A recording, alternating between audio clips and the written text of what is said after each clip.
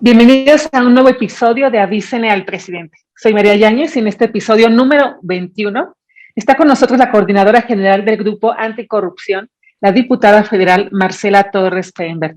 Marcela Torres Peinberg es también secretaria de la Comisión de Educación en la Cámara de Diputados. Bienvenida, diputada, y le dejo a usted el espacio para que presente a nuestro invitado especial y el tema. Muchas gracias, María.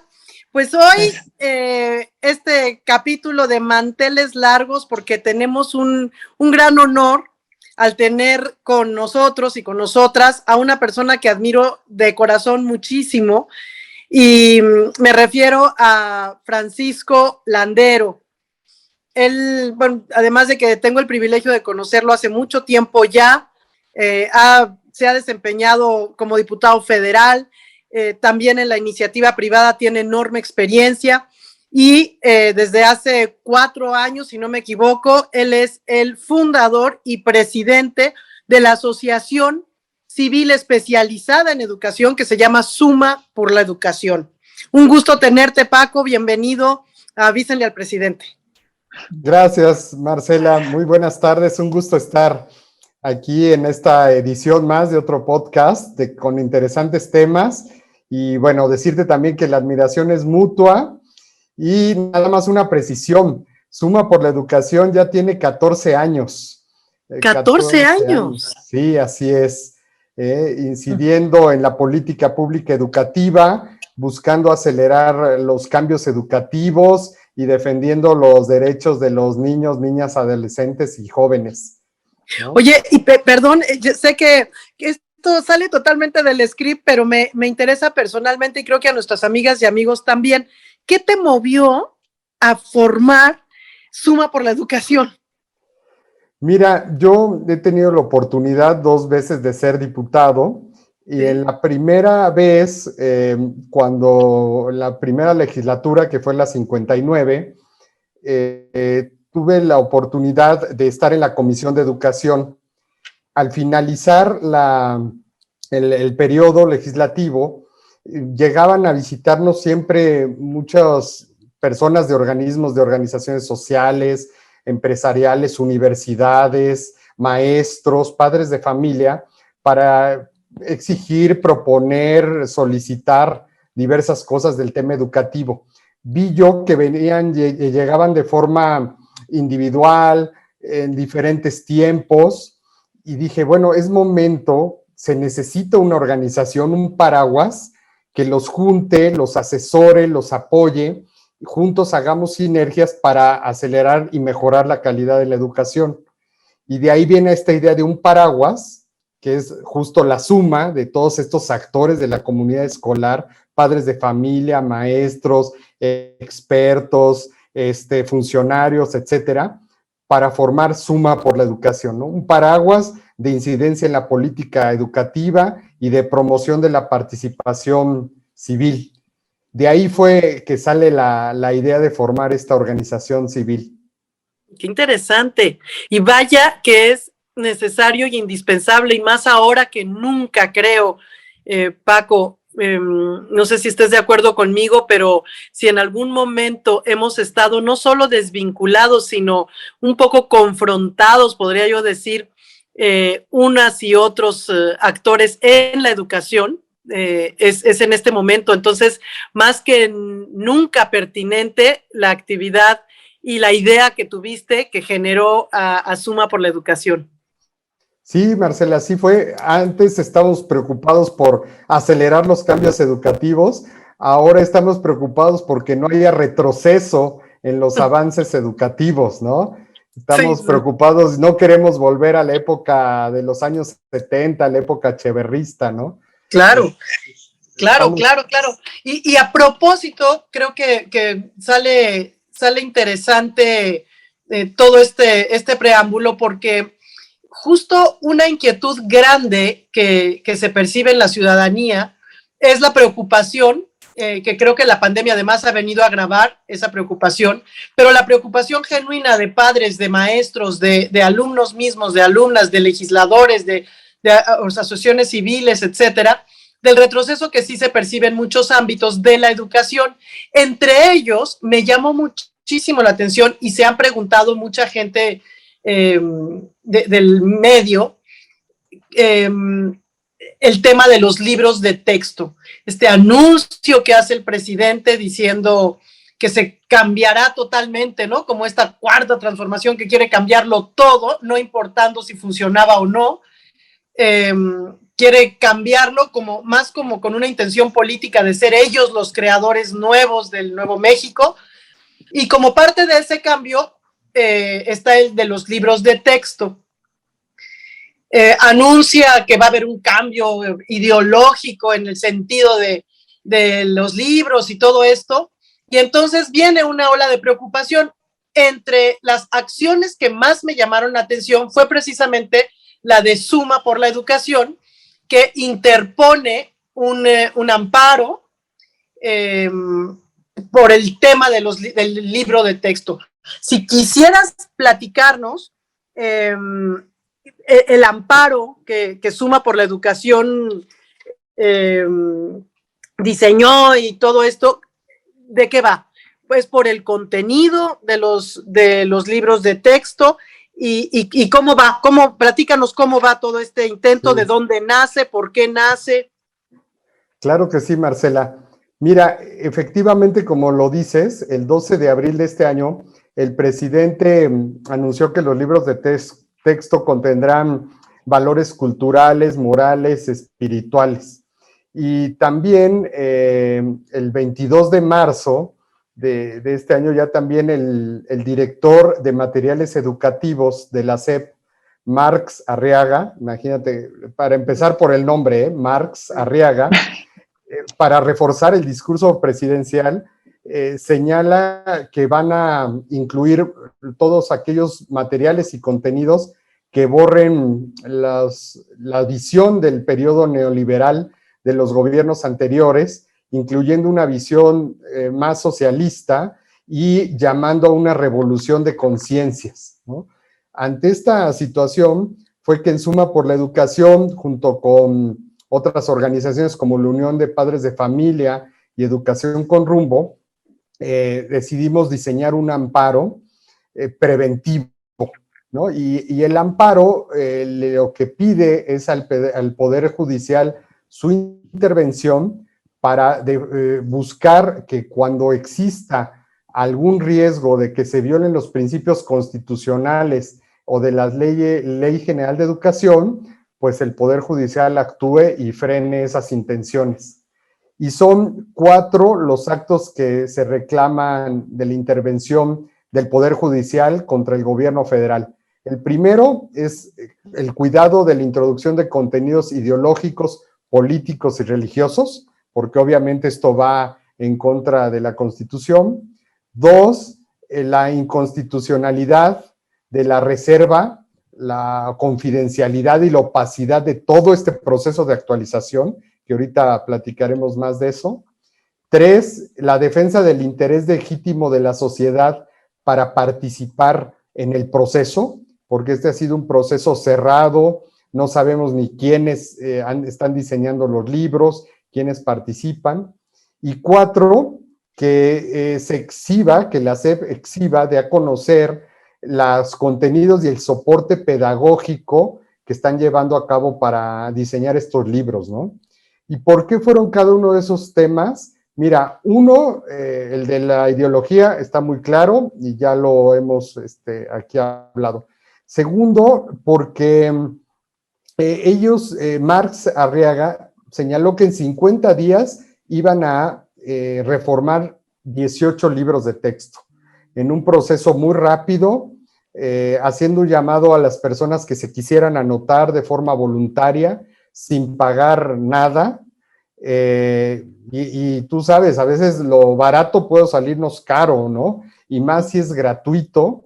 Además, no sabemos cómo fue el proceso de convocatoria, si llamó a sus amigos, si fueron los amigos de la primera dama, ¿no? Porque él es muy amigo de ella, si fueron gente con esta visión de ideología totalitaria, etcétera, ¿no?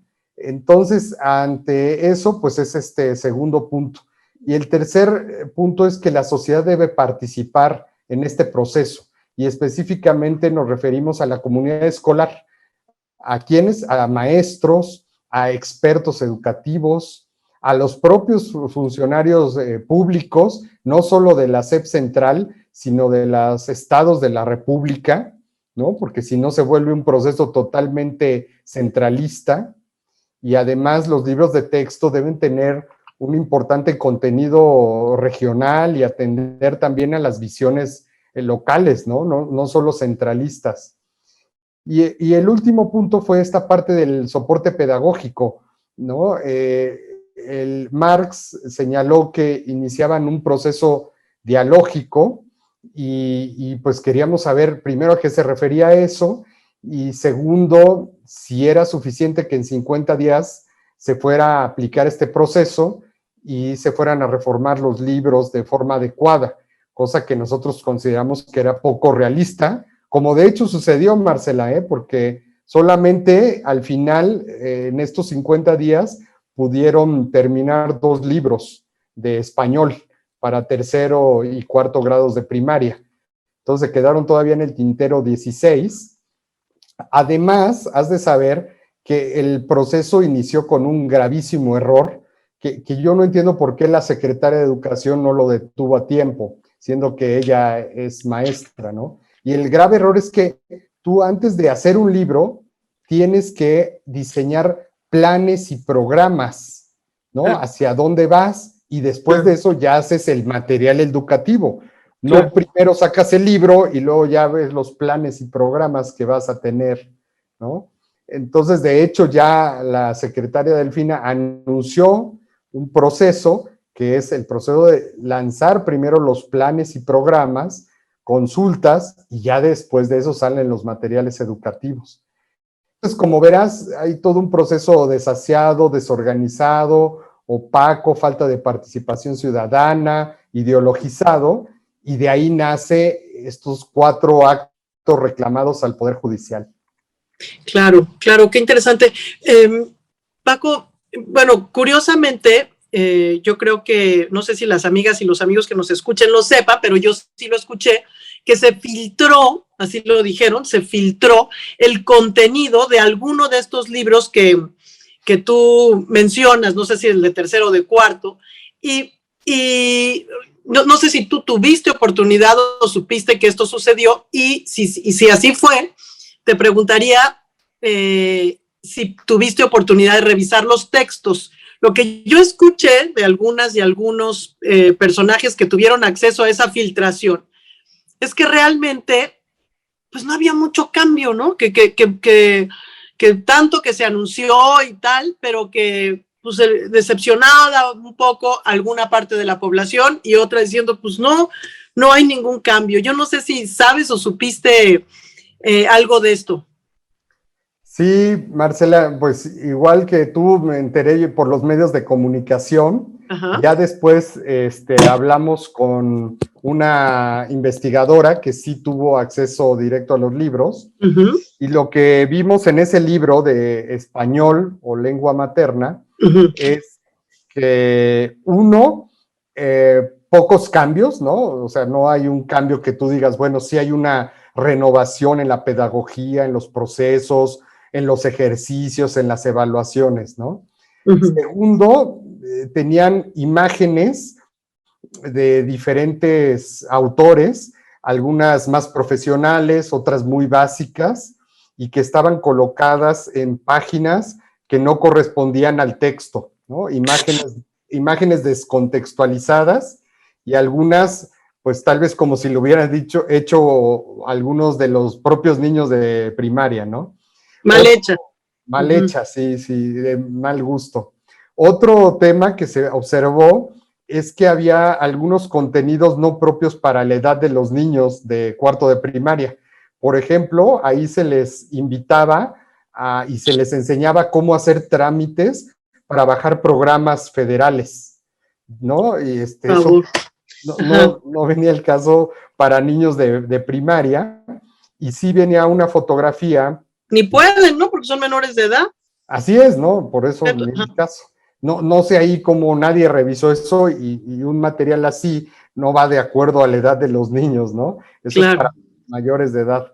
Y venía una imagen con el logotipo del gobierno federal y los colores del gobierno, ¿no? Cosa que tampoco es publicidad gubernamental, Claro. y tampoco debe de ser, ¿no? Sí. Por fortuna no se encontró alguna cuestión ideológica o de propaganda partidista o gubernamental más que esta imagen, pero pues sí, te podemos decir que de esa filtración, pues hay una primera decepción de pues, no un cambio y nada benéfico. Claro, claro, claro, claro. Y creo que lo dejas muy claro, Paco.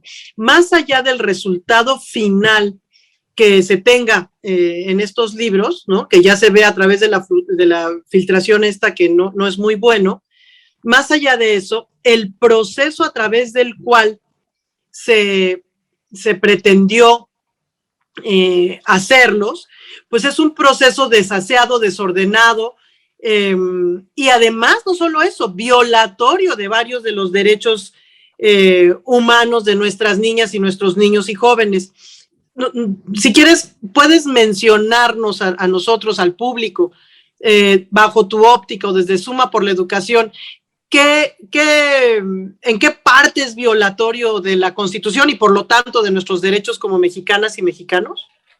Sí, claro que sí, Marce. Mira, pues la ley, primero el artículo 3º constitucional señala que la educación debe ser obligatoria, universal, inclusiva, pública, laica y gratuita, ¿no? Entonces, esta parte de que sea laica, pues al meter contenidos con una visión ideológica, ya sea religiosa o sea de un partido o gobierno en especial, pues está violando la Constitución y viola este interés superior de los niños, adolescentes y jóvenes a una educación objetiva, científica, laica y gratuita, ¿no?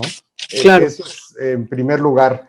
En segundo lugar, pues se violan los principios democráticos establecidos tanto en la Constitución como en la Ley General de Educación, que señala que la educación debe ser participativa y en donde deben estar colocados en primer lugar los padres y madres de familia de los menores de edad y en segundo lugar los maestros, ¿no? Al hacer un sistema, un proceso opaco, oculto, no abierto a la sociedad, no conociendo ni siquiera quiénes son las personas que van a hacerlo, y además amenazando tanto el presidente como este funcionario Marx Arriaga en que iban a tener contenidos ideológicos propios del partido gobernante, pues está violando estos procesos democráticos y se está violando lo que se menciona en el artículo 3º, ¿no? Entonces, y luego, pues finalmente, otra violación a los principios constitucionales, pues se da en el tema de la transparencia, ¿no? Y el acceso a la información, porque se les hizo firmar a todas las personas que participaron convenios de confidencialidad para no poder mencionar qué estaban haciendo, qué contenidos estaban incluyendo, etcétera, ¿no? Entonces, como increíble, puedes ¿no? ver, ahí hay varias violaciones, tanto constitucionales como a la Ley General de Educación o a los principios democráticos en general del país.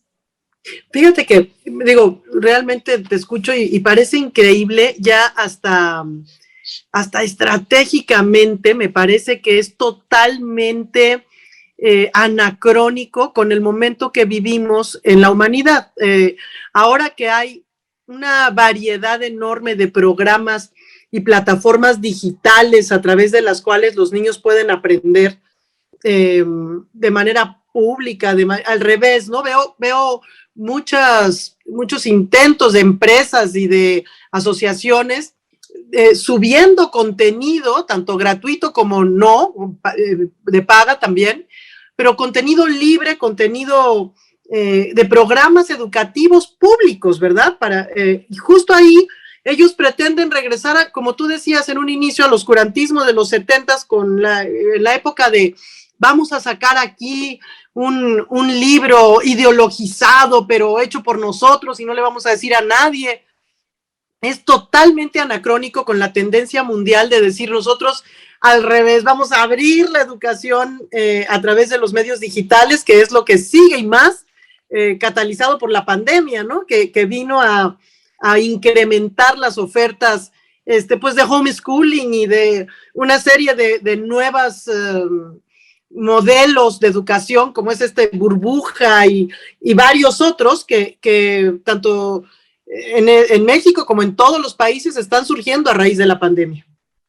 Así es, Marcela. Justo no entendemos la época, no entiende la época que vivimos, y justo es la época de la información abierta, de la regionalización también de la información. No podemos quedarnos también centralizados. Y fíjate que en Suma por la Educación estamos analizando justamente una propuesta para impulsar que los libros de texto se descentralicen en cada entidad federativa. Es ¡Qué decir, maravilla! que sea cada estado el que diseñe sus propios libros de texto. Claro, por supuesto, respetando los principios constitucionales, teniendo marcos de referencia, pero que estos libros de textos puedan adaptarse a la realidad de cada estado, ¿no? Si tú vives en estados con mucha población indígena, pues hay que poner más contenido en este sentido. Si tú vives en un estado o más industrializado, como tal vez el tema de Nuevo León, bueno, van los contenidos un poco más hacia esos temas, ¿no? Para tener la realidad y que tengan la flexibilidad para ir atendiendo nuevos contenidos. Y como te lo digo, porque también Marx Arriaga me atacaba de querer privatizar la educación o privatizar los libros de texto. No, para nada. Es descentralización, unos libros de texto más federalistas bajo el paraguas de los principios constitucionales. Entonces, para que incluso las entidades federativas puedan diseñarlos más rápido, acordes a las necesidades locales, a la realidad que hay en cada entidad y hacer unos procesos más acordes al siglo XXI. Qué interesante, qué bien, Paco.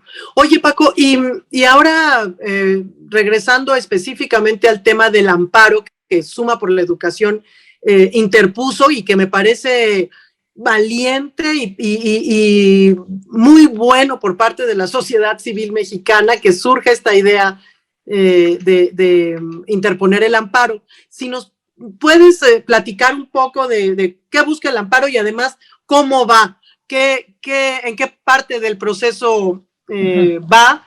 ¿Qué dijo el juez? Si ya han tenido ustedes alguna respuesta. Y después que si hay amigas y amigos que se quieren sumar a apoyar este amparo, ¿cómo le podemos hacer? ¿Qué sigue?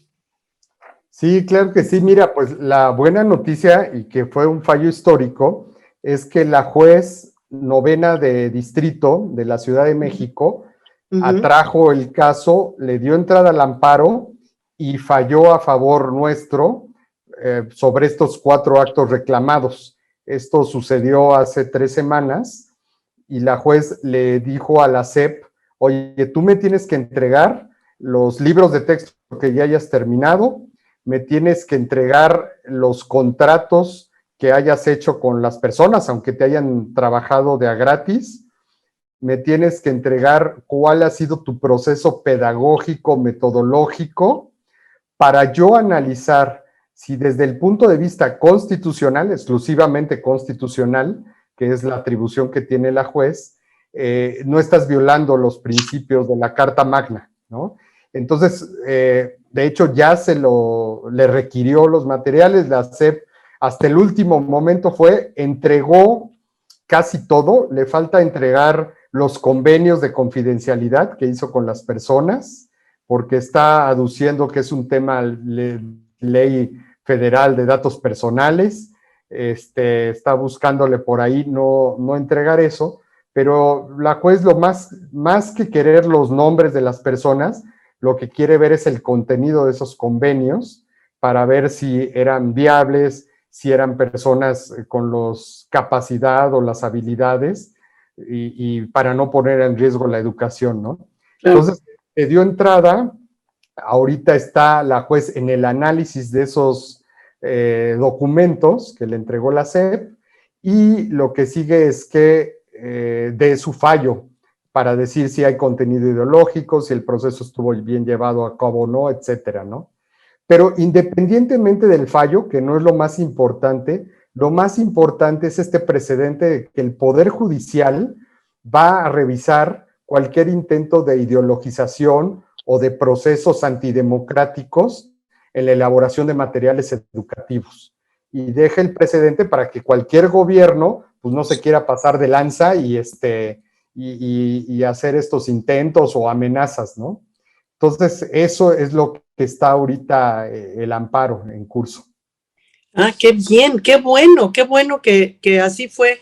Y ahora, Paco, ¿qué quisieras, tanto de padres de familia como de algunas y algunos maestros que estén interesados, como, bueno, de esta parte del Poder Legislativo, que bueno, te platico que seguramente mañana nosotros estaremos presentando como grupo parlamentario un exhorto para que, bueno, que ya suceda lo que tiene que suceder, que ya se emita el fallo de este amparo.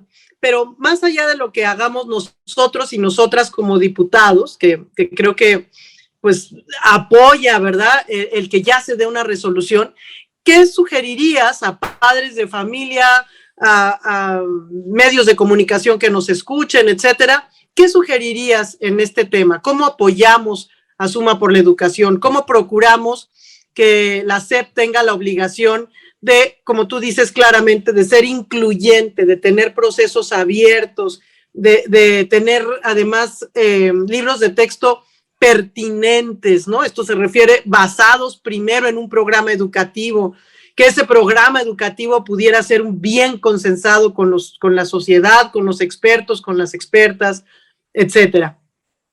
Sí, Marce, mira, hay varias cosas y cada actor educativo tiene un papel importantísimo. Yo te diría que primero, el llamado hacia los padres de familia es que no se conformen solamente con llevar a sus hijos a las escuelas. Fíjate que hay una estadística que a mí me preocupó mucho, le preguntaban a los padres de familia si estaban satisfechos con los servicios educativos del gobierno federal y el 68% dice que sí, que lo que más le preocupa ahorita es este debate de si volver a clases o no, y pareciera que a los padres de familia lo que les importa es que sus hijos estén en la escuela, pero se desocupan de saber si hay la calidad, los materiales o si se les está enseñando adecuadamente. Entonces, creo que el llamado a los padres de familia es en primer lugar que se informen mejor sobre qué se les está enseñando a sus hijos, que exijan que haya calidad tanto en los maestros como en los materiales y que exijan procesos ordenados educativos. A los maestros el llamado es efectivamente participar en este cambio de planes y programas de estudio, siguiendo los principios constitucionales, la objetividad y tendiendo a la excelencia educativa, alejada totalmente de conceptos partidistas, gubernamentales o ideológicos. Y el llamado a los alumnos también es que cuando ellos vean errores en sus materiales educativos, que vean que no son lo adecuado, pues levanten la voz, en primer lugar, ante sus padres de familia y ante los maestros. Y finalmente a los legisladores, pues el llamado es también en su momento, ayudar o interponer amparos. Segundo, hacer exhortos a la autoridad para que los fallos se agilicen. Y tercero, reclamar al gobierno justamente que lleve a cabo estos procesos bien hechos, alejados de ocurrencias, alejados de destrucción y sí enfocados a mejorar, a pensar qué es lo que se puede hacer mejor de forma ordenada y democrática. Por ahí estarían estos llamados, Marce. Ah, interesante, muy interesante. Qué bien. Por último, Paco, antes de agradecerte tu tiempo y la participación en esta conversación,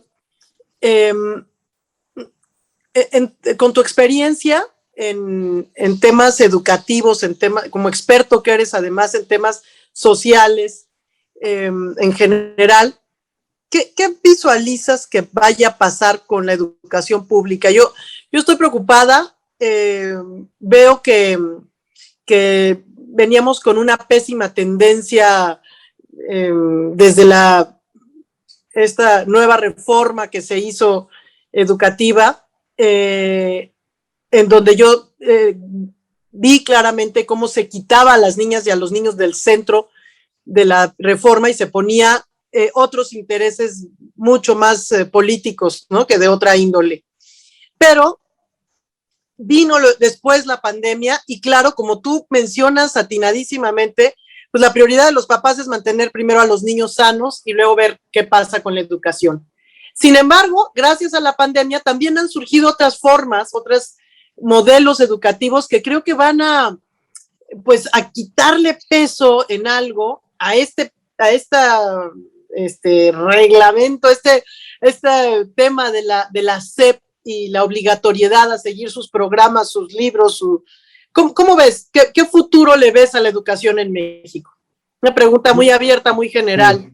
No, pues Marce, yo estoy muy preocupado en suma por la educación, las organizaciones de padres de familia, otras organizaciones educativas. Estamos muy preocupados porque sí vemos retrocesos, ¿no? Te voy a decir, los principales son, uno, el aprendizaje de los niños se ha visto muy mermado, mucho en parte por la pandemia, por su alejamiento de las escuelas, por estar tanto tiempo aislados de sus compañeros, de sus maestros. Eso ha sido un golpe muy duro. Y aunado a eso, pues el gobierno no ha tenido el profesionalismo, la inteligencia, pues para diseñar materiales o estrategias en paralelo para solventar esto. Lo vimos en este fracaso de los Aprende en Casa, estos programas televisivos, que yo no sé si llegaste a ver algunos, pero eran lamentables, tristes, decepcionantes, ¿no? Aburridos, decían los niños sobre todo, muy acartonados, sin producción, hechos al vapor, ¿no? Sí. Entonces, eso, primero la baja aprendizaje nos va a llevar años de retroceso. Segundo lugar, hay otras cosas que no ayudan. Por ejemplo, ya desaparecieron las evaluaciones tanto para alumnos como para maestros. Es imposible que tú mejores un sistema educativo si no evalúas ni a los niños ni a los maestros. Dijo el presidente que sí se iba a aplicar la prueba PISA, pero pues la verdad es que tenemos informes de que fue discurso eso, ¿no? Pero lo veremos ahora en el presupuesto. Eso es muy importante, Marce, que los nuevos legisladores y los reelectos peleen para que en el presupuesto se incluya el tema de evaluación, tanto a maestros como a alumnos, ¿no? Las pruebas PISA, porque si no, no va a haber mejoría en la calidad educativa. Y el último punto es que veo que se ha frenado la participación de la sociedad, tanto de organizaciones como padres de familia, y no hay una estrategia para que los padres y maestros confluyan. Entonces, mi panorama, Marce, no es muy alentador. 3 años más así los veo muy complicados, pero habrá que poner estrategias de contención, minimizar los riesgos, y también hay que decirlo, Marcela, hay del 1.200.000 maestros en educación básica del sistema educativo, muchos son buenos, ¿no? Y hay maestros que en lo individual, alejados del gobierno, de la SEP, del sistema educativo, han hecho grandes esfuerzos por mantener comunicación con sus alumnos, y muchos de ellos y escuelas están saliendo adelante gracias a esos esfuerzos individuales, ¿eh? Entonces también no hay que poner así que todos los huevos en la canasta del gobierno, y por fortuna tenemos a maestros que están haciendo buenos esfuerzos. Qué bueno. Pues qué bueno que eso logre compensar las pésimas decisiones gubernamentales, y sí, coincido contigo, Paco, hay Los maestros han trabajado mucho en esta pandemia y han trabajado muchas y muchos de ellos de manera totalmente heroica, sin capacitación digital, sin horarios de trabajo, sin planeación, en fin, han sido heroicos. Entonces tienes toda la razón y estoy totalmente de acuerdo. No sé si María quiera preguntar algo más. No sé si tú quieres agregar algo, Paco.